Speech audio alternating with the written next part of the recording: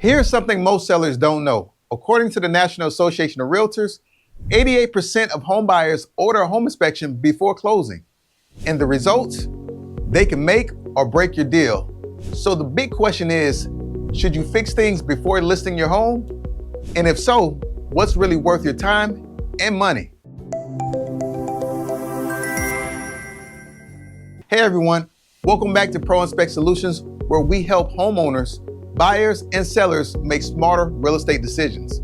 Today, we're diving into a crucial topic, pre-listing inspections, what they are, why they matter, and what to actually fix after you get one. Pre-listing inspections are becoming a new standard in real estate.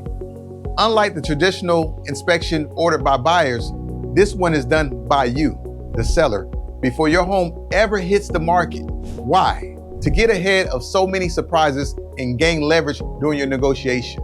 Let's break down what usually comes up in a pre-listing inspection and how it can affect your sale. Number one, minor plumbing leaks. Even a small drip under the sink can be a red flag. Buyers assume the worst. Number two, HVAC issues. An old or unserviced unit might scare buyers into thinking they'll need to spend thousands after moving in.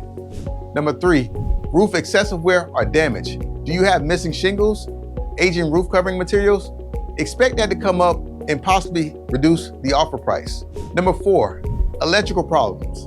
Outdated panels, missing GFCIs, exposed wiring. These are safety concerns that buyers take seriously. Number five, mold or water damage. This one is a deal breaker. Even past moisture signs can raise alarm bells. There are issues, no matter how small, can give buyers negotiation power, or worse, scare them completely off.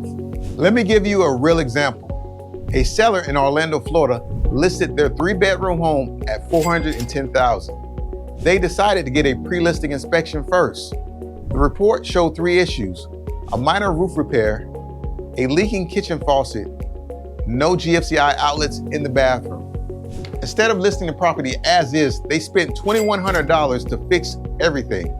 The result? The home sold in 4 days for $417,000 with 0 inspection-related negotiations, and they made a net gain over $5,000 and complete peace of mind during the closing process. Without those repairs, the same buyer might have came back with over asking of 10,000 requests for credit, or they may have walked away in general.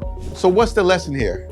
Fixing key issues early can speed up your sale, reduce the risk of last-minute price drops, and help you attract more confident, committed buyers. But don't worry, you don't need to renovate your entire house.